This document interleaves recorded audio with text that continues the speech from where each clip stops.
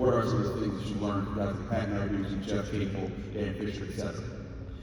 The fact that I just met them and the fact that I love them and will work my tail off for them says all I need to say. I think they're an awesome group of individuals and I can't wait to get to work.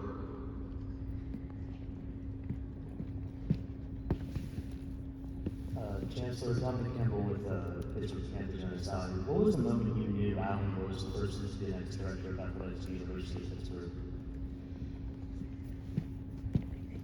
I think that the first time he answered the question, why Pitt, and he really answered it essentially the same way you just heard. The idea of how he intersected his personal experience and growth along his professional journey with what he already knew about the city and the university aligned directly with the advice that we had received from the committee, that he wanted excellence in a way that completely aligned with our values, and I thought we have our next director right here. Jerry DePaula, Pittsburgh Tribune Review for Alan.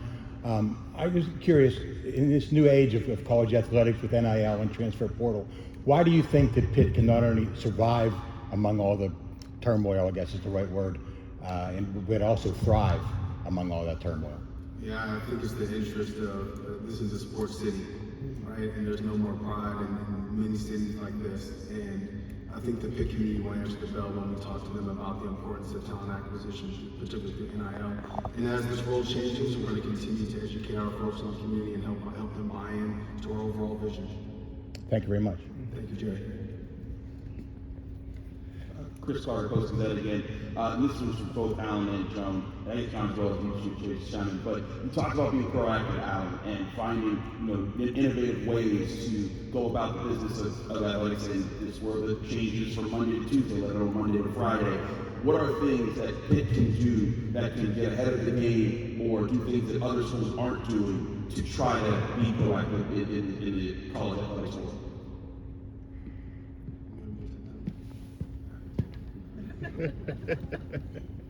Now, Chris, if I told you what we were going to do, you think I would do that publicly? Come on. We got the University of Tennessee sitting right here. I'm not sure what Chris. In fact, I'm going to sit in some meetings next week in Tennessee. No, honestly, look, we are going to have our conversations. It's really important for me to understand what's important to our coaches and then work to develop a strategy around it. Alan, Jeff Hathorn from Odyssey Pittsburgh. What is your role in helping the coaches and their staffs to win? Yeah, Jeff, thank you. Nice to meet you. The first thing I said, well, number one, it was hello, good morning. The second thing I said to them was, get something to eat. And the third thing I said to them was, I'm here to serve you. I'm here to help make sure that they have what's necessary in order for them to be competitive. George Michaelowski of Pittsburgh Sports Now. Being in the SEC for your past few positions, what is your perspective on the current state and the future state of the ACC? That's a good question. That's an excellent question. I don't know that I have enough information fully, right? I've been involved in conversations regarding the Southeastern Conference, and I look forward to getting better acquainted with the dynamics in the Atlantic Coast Conference. Jenna Harner, WPXI. Welcome, Alan. This question is for you. You and Chancellor Gable both mentioned, this shared vision that you have. What are some of the big parts, components of that vision? Yeah, that's a great question. Jenna, is that right? Yeah, nice to see you. Thank you for that question. It really comes down to excellence, right? And excellence in athletics and excellence with the academy and making sure that we're doing our part to fulfill Chancellor Gable's mission for the University of Pittsburgh.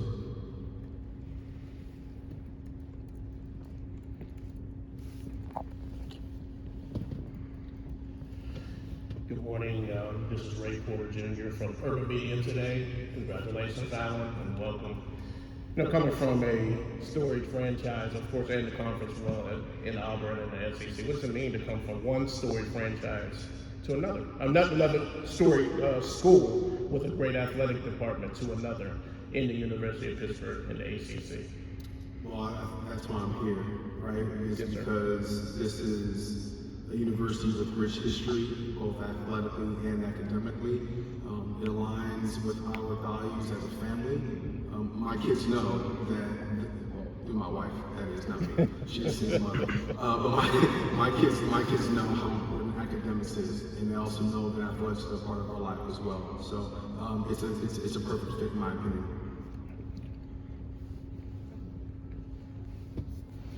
Jerry Paul, Pittsburgh Tribune Review. Alan, as a former collegiate athlete, how do you wrap your head around NIL, players student athletes getting paid, student athletes being able to transfer and play immediately, which was something that maybe 5 to 10 years ago people would have thought absolutely outrageous? Well, when I was I don't even remember when I was an athlete, so it's a very different day and age. Look, we have to understand that the world changes and the world evolves, and in order for us to fulfill our responsibility to our young people, we have to accept that it's a new world and do whatever we can to help make sure they're successful in it. Thank you. We're both for Alan. There's 2 other people up here, right?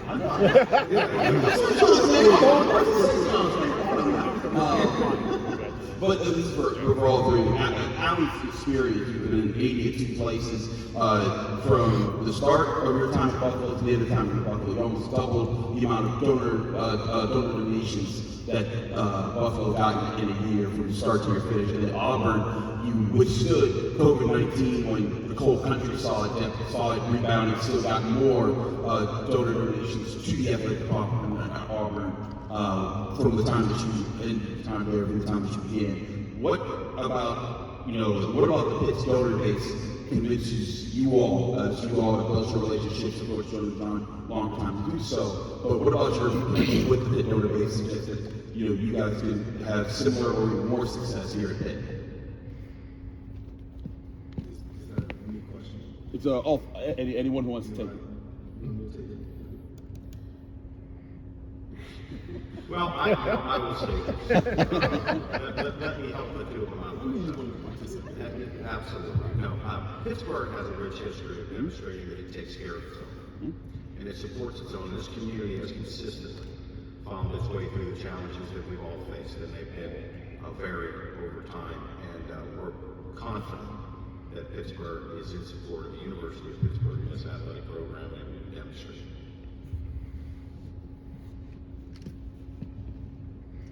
Sue Jones from the University Times here at the university. With all of the NIL and students being paid, how do you keep their focus on being students, not just athletes? I think that speaks to who we are as a university and the job that our coaches do in selling the University of Pittsburgh. This is not professional sports, right? So I think we have to separate the fact that student athletes getting paid versus professional sport. This is not. This is an institution of higher learning. This is the only place in the world where athletics is tethered to the academy. And so long as that is the case, we are going to make sure that academics is an emphasis and recruit the type of kids who understand and their families understand that academics plays an integral role in their personal development.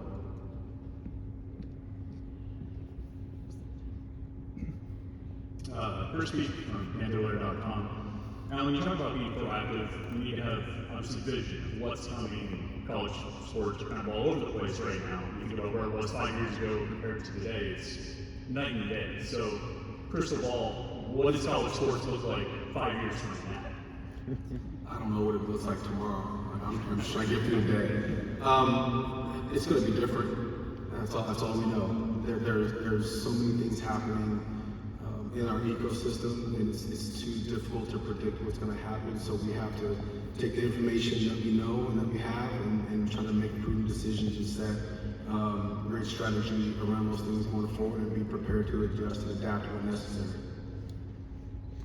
Alan, what are the first 30 days or so like as far as assessing facilities and personnel and things like that? I did find out where I'm supposed to park, so I guess that's an important thing. So check that one off the box. Listen, it's going to be about learning, and there's a reason why you have 2 ears and one mouth. and two eyes, right? So I'm gonna watch, I'm gonna listen, I'm gonna try not to speak too much. After today, like, I'm gonna be quiet and just ask questions and really learn. And then once we have a decent idea of what we're trying to accomplish, and once I get acclimated, then we can start to try to implement some things. But the next 30 days, 60 days, 90 days is gonna be about reaching out to folks in the community, understanding Pitt from a community perspective, from an athletics perspective, and then working to try to put pencil and paper to figure out how we can use our uniquenesses to our advantage.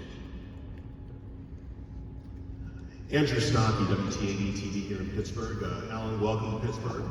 This question is for Chancellor Gable. What is the statement being made in bringing Alan in, this change from one athletic administration which had success and is currently having success, to this new administration of athletics here at the University of Pittsburgh?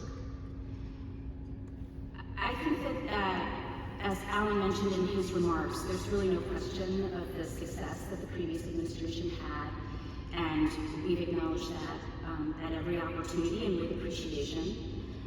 The times in which we find ourselves require a different approach, and when we engaged in our search and sought advice from the committee, we sought the skill set that aligned with where things were moving to, sort of along the lines of the Wayne Gretzky quote of looking to where the puck was going to be. And so we pursued a set of skills that aligned with the way in which things are moving. I think that the questions today reflect where things are moving, but also with a very close tie to what our community needs, what our department needs, and what our university needs, and most importantly, what our coaches and athletes need. And I think that's exactly what we have with us now, both in Alan Green and with his family, and that is something that's very exciting for all of us. Joan, just curious, it was just a little under 6 weeks for this hiring process. Can you give us any insight on, was that the timeline you were hoping for? Did it move faster or slower than you wished, or just any kind of insight into the hiring process?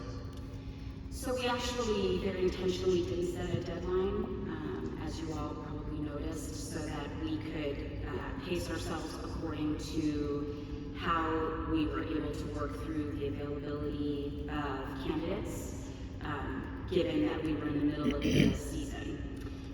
So we were very pleased with the outcome, and the timing just was what it was.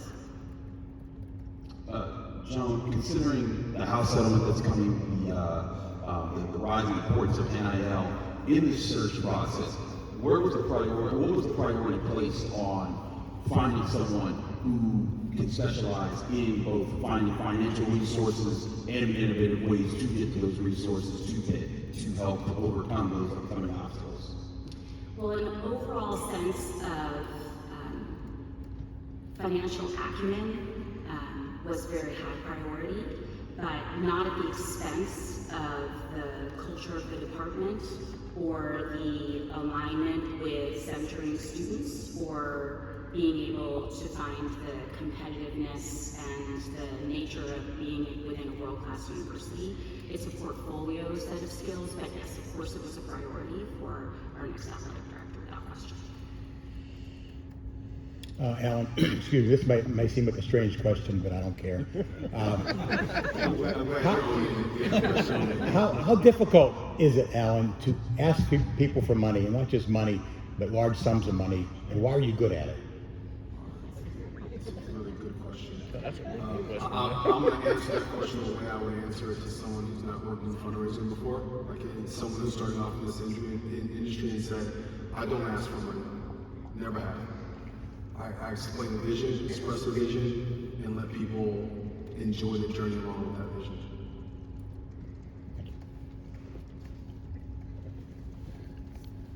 I love this question. It's for Joan. Obviously, you've seen the campus really go through developments like Peterson Event Center. Of course, I remember Pitt Stadium, so I'm showing my age.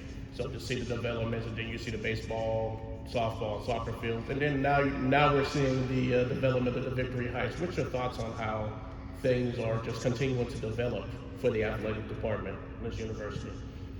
I'm sorry, can you last one? Your thoughts on just the continued development for the athletics of this university?